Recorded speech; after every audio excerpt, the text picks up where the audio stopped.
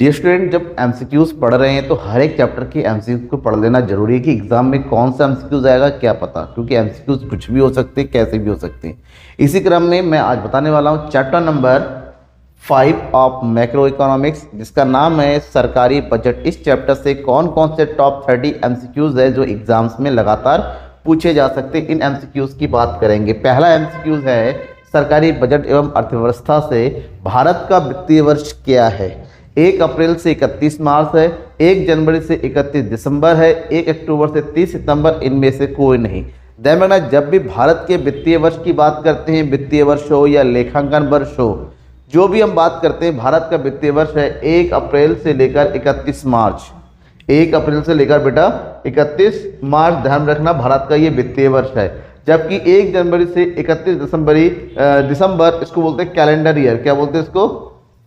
Calendar year, मतलब calendar में आने वाला। ये वैसे फॉरेन में बहुत सारी कंट्रीज ऐसी है जहाँ पर कैलेंडर ईयर के अकॉर्डिंग अकाउंटिंग होता है, लेकिन हमारे इंडिया में अलग होता है। सरकार बजट के माध्यम से निम्नलिखित में से किन उद्देश्यों को पूरा करने का प्रयास करती है। बजट बनाने का उद्देश्य क्या है? बजट के प्रमुख उद्देश्यों को जरूर पढ़ लीजिएगा, क्योंकि लॉन्ग क्वेश्चन में बजट के उद्देश्य जरूर आता है। तो यहाँ पर है आर्थिक विकास को प्रोत्साहन देना, संतुलित क्षेत्रीय विकास करना, आय एवं संपत्ति का पुनर्वितरण करना, उपरोक्त सभी। ध्यान में रखिएगा, ये तीनों ही सरकारी बजट के प्रमुख उद्देश्य है। जब तीनों ही प्रमुख उद्देश्य है तो हमारा राइट आंसर होगा उपरोक्त सभी। नेक्स्ट क्वेश्चन है बजट के संगठन मतलब बजट के अंग की बात करते हैं, कंपोनेंट ऑफ बजट बोल सकते हैं। निम्नलिखित में से कौन है? बजट प्राप्तियां, बजट व्यय, ए और बी दोनों, या इनमें से कोई नहीं।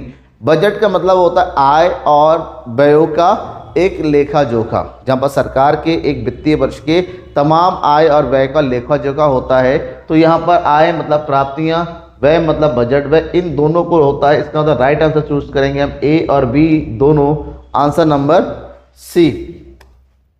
बजट प्राप्तियों के संगठक निम्नलिखित में से कौन से होते हैं? जब बजट के अंगों को मैंने पढ़ाया था उसमें मैं डिटेल से बताया था बजट के अंग। बजट के 2 पार्ट होते हैं, बजट प्राप्तियां, बजट व्यय। बजट प्राप्तियों बजट व्यय को भी दो भागों में बांटा जाता है। राजस्व प्राप्तियां, पूंजीगत प्राप्तियां, ये दोनों ही बजट प्राप्तियों के प्रमुख संगठक है। इसका मतलब यहाँ पर राइट आंसर है हमारा ऑप्शन नंबर सी, ए और बी दोनों। सरकार के कर राजस्व के अंतर्गत निम्नलिखित में कौन शामिल है? सरकार के कर राजस्व के अंतर्गत, कर राजस्व मतलब सरकार को कर के माध्यम से प्राप्त होने वाली प्राप्तियां, आयकर, निगम कर, ए और बी दोनों, उत्पाद कर। ध्यान में रखिएगा, सरकार को कर राजस्व के माध्यम से मिलने वाले अंतर्गत यहाँ पर कौन सा शामिल है? तो यहाँ पर आयकर और निगम दोनों ही सरकार के जो है कर राजस्व है, यानी कि प्रत्यक्ष कर राजस्व की बात करेंगे। प्रत्यक्ष कर राजस्व दोनों ही है, आयकर और निगम कर। ठीक है। नेक्स्ट, निम्न में से कौन सा राजकोषीय घाटे का निहितार्थ है? इसमें से कौन सा राजकोषीय घाटा? आपको पता है राजकोषीय घाटा क्या होता है? राजकोषीय घाटा का मतलब होता है, इंग्लिश में बोलते हैं इसको फिस्कल डिफिसिट। सरकार के जो कुल व्यय होते हैं, सरकार के कुल व्यय जब उसकी कुल प्राप्तियों से ज़्यादा होती हैं, कुल प्राप्तियां, जिसमें से किसको शामिल नहीं किया जाता है? उधार को छोड़कर, इसमें उधार को शामिल नहीं किया जाता है। तो उधार को छोड़कर कुल प्राप्तियों से अगर कुल व्यय ज़्यादा होते हैं तो उसको हम बोलते हैं राजकोषीय घाटा। तो राजकोषीय घाटा क्या है? भावी पीढ़ी के लिए राष्ट्रीय ऋण होता है, क्योंकि घाटा होगा, घाटे की पूर्ति करने के लिए हमें क्या लेना पड़ेगा? सरकार को क्या लेना पड़ेगा? ऋण लेना पड़ेगा। तो भावी के लिए सरकार, आने वाली पीढ़ी के लिए ऋण का बोझ बढ़ेगा, ये बात बिल्कुल सही है। स्फीतिकारी जाल बढ़ाएगा, मतलब अगर ऋण लोगे तो जाहिर सी बात है मुद्रा की पूर्ति बढ़ेगी, इससे जो है धीरे धीरे महंगाई बढ़ेगी और स्फीतिकारी जाल बढ़ जाएगी, ये भी सही है। सरकार की विश्वसनीयता का कटाव होगा। सरकार अगर ऋण लेती है विदेशों से अपनी आवश्यकता की पूर्ति करने के लिए, मतलब लोगों का जो विश्वास है सरकार के ऊपर वो कहीं ना कहीं कम होगा। तो तीनों ही स्थितियां राजकोषीय घाटे के निहितार्थ को बताता है, इसके जो है फीचर को बताता है। तो यहाँ पर हम चूज करेंगे option number D as a right answer, ध्यान में रखना। ठीक है। नेक्स्ट क्वेश्चन, बजट संतुलन में तब होता है, जो बजट होता है, बजट के 3 प्रकार होते हैं, संतुलन बजट, घाटे का बजट और आपका बचत का बजट। तो यहाँ पर बजट संतुलन में कब होता है? संतुलन का मतलब होता है बराबर का होना। तो जब कुल व्यय और कुल प्राप्तियाँ आपस में बराबर होती हैं, जब चीज़ें बराबर होती हैं ना, वही संतुलन की स्थिति। तो यहाँ पर कोई संकोच नहीं होना चाहिए, कोई डाउट नहीं होना चाहिए। तुम्हारा राइट आंसर होगा ऑप्शन नंबर ए। बचत का बजट वह बजट है जिसमें सरकार की अनुमानित आय सरकार की अनुमानित व्यय से कम होती है, सरकार की अनुमानित आय सरकार की अनुमानित व्यय से ज़्यादा होती है, सरकार की अनुमानित आय सरकार की अनुमानित व्यय के बराबर होती है। अगर ये बराबर होती हैं तो इसको बोलते हैं संतुलित बजट। क्या बोलते हैं बेटा? संतुलित बजट। जब आय ज़्यादा होती है, व्यय कम होती है, तो उसको बोलते हैं बचत का बजट। और जब आय कम होती है, सरकार का व्यय ज़्यादा, इसको बोलते हैं घाटे का बजट। तो 3 प्रकार के बजट होते हैं, बराबर, ज़्यादा और कम। हमसे पूछा गया बचत का बजट कौन सा होगा? ये है ऑप्शन नंबर बी, हमारा बचत का बजट है। ठीक है। वित्तीय घाटा और ब्याज भुगतान के अंतर को क्या कहते हैं? वित्तीय घाटा यानी कि राजकोषीय घाटा। राजकोषीय घाटे में से अगर ब्याज के भुगतान को घटा दिया जाए तो हमें प्राप्त होता है प्राथमिक घाटा। क्या प्राप्त होता है बेटा? प्राथमिक घाटा। इसको याद करके रखना। यहाँ पर वित्तीय घाटा लिखा हुआ, वित्तीय घाटा राजकोषीय घाटा एक ही चीज़ है। यदि प्राथमिक घाटा 3500 तथा ब्याज का भुगतान 500 है तो राजकोषीय घाटा कितना होगा? तो सबसे पहले अभी जस्ट मैंने राजकोषीय घाटे का वो प्राथमिक घाटे का फार्मूला बताया था यहाँ पर, मतलब प्राथमिक घाटे के मतलब प्राथमिक घाटा बराबर होता है राजकोषीय घाटा माइनस ब्याज भुगतान। हमारे पास प्राथमिक घाटा दे रखा है, कितना दे रखा है? 3500। और राजकोषीय घाटा कितना? ब्याज का भुगतान हमारे पास कितना दे रखा है? ब्याज का भुगतान दे रखा है 500। तो आपसे पूछा गया है कि राजकोषीय घाटा कितना होगा। तो यहाँ पर राजकोषीय घाटा 500 इधर जाएगा तो प्लस हो जाएगा, तो ये 3500 प्लस 500 यानी कि डायरेक्टली आंसर हमारा क्या आ गया? 4000। तो 4000 कहाँ पर बेटा? ये है हमारा 4000। इसका मतलब we have to choose our right answer option number B. बचत घाटे के अभिप्राय उस स्थिति से है जिसमें सरकार का बजट व्यय, बजट घाटा तब होता है जब सरकार के व्यय ज़्यादा होता है और सरकार की आय कम होती है। देखिए यहाँ पर क्या लिखा हुआ है, बजट प्राप्तियों से कम होता है, व्यय बजट प्राप्तियों से कम होता है। तो नहीं, हमारा ये वाला ऑप्शन होना चाहिए। बजट प्राप्तियों से अधिक होता है, बजट प्राप्तियों के बराबर होता है, इनमें से कोई नहीं। तो जब बजट व्यय बजट प्राप्तियों से अधिक होता है उस स्थिति को बजट घाटा कहा जाता है। नेक्स्ट क्वेश्चन है राजकोषीय घाटा बराबर। राजकोषीय घाटे के अंदर अभी थोड़ी देर पहले मैंने राजकोषीय घाटे को एक्सप्लेन किया था, अगर याद है तो राइट आंसर आपके सामने जा। कुल व्यय में से उधार को छोड़कर कुल प्राप्तियों को घटा देंगे तो राजकोषीय घाटा आएगा। राजस्व व्यय माइनस राजस्व प्राप्तियाँ, पूंजीगत व्यय माइनस पूंजीगत प्राप्तियाँ, राजस्व व्यय प्लस पूंजीगत व्यय माइनस राजस्व प्राप्तियाँ। तो यहाँ पर जो राइट है कुल व्यय में से कुल आय को घटाना होता है जिसमें उधार शामिल नहीं होता है। तो हमारा राइट आंसर है ऑप्शन नंबर ए। ठीक है। नेक्स्ट, निम्न में से किसके द्वारा बजट के घाटे को पूरा किया जा सकता है? अगर घाटा होता है तो घाटे की पूर्ति, क्योंकि घाटा इसलिए हो रहा है तो सरकार को अपने देश के अंतर्गत सभी सोर्स से जितनी आय की प्राप्ति हो रही है वो कम पड़ रहा है। अगर वो बराबर होता तो घाटा होता नहीं। तो सरकार को अपने सभी घाटे की पूर्ति के लिए ऋण पर यानी कि लोन लेना पड़ता है, विदेशों से, विदेशी एजेंसी से, विदेशी देशों से अलग अलग। तो यहाँ पर कह रहा है निम्न में से किसके द्वारा बजट के घाटे को पूरा किया जाएगा? भारतीय रिजर्व बैंक से उधार लेकर, जनता से उधार लेकर, दोनों ए और बी, ना ही ए ना ही। देखिए अगर सरकार को घाटा हो रहा है तो सरकार अपने घाटे की पूर्ति के लिए लोन लेंगे। लोन किसी भी तरह का से हो सकता है, चाहे वो रिजर्व बैंक से लिया जाए या जनता से लिया जाए। इसका मतलब होता है ए और बी, और इन दोनों से अगर पूरा नहीं होता है तब वो विदेशों से भी लोन ले सकती हैं।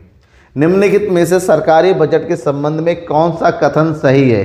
ये 4 कथन दे रखे हैं हमारे पास, चारों में से कोई एक सही है और 3 गलत है। पढ़ते हुए ये पता कर लेना पड़ेगा क्या है। बजट सरकार की अनुमानित वार्षिक आय तथा व्यय का विवरण है। कौन सा सही है? बजट सरकार की अनुमानित वार्षिक आय और व्यय का विवरण है। ये बिल्कुल सही लग रहा है, फिर हम और पढ़ेंगे।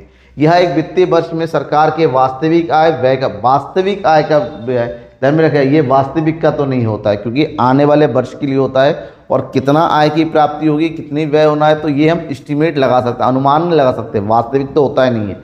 तो ये हमारा गलत हो गया। ये घरेलू अर्थव्यवस्था के भुगतान शेष की स्थिति को दर्शाता है, ये भी गलत है। ये पंचवर्षीय योजनाओं के दौरान सरकार पंचवर्षीय योजनाओं का भी नहीं है, तो राइट आंसर कौन सा हो गया? ए। ठीक है।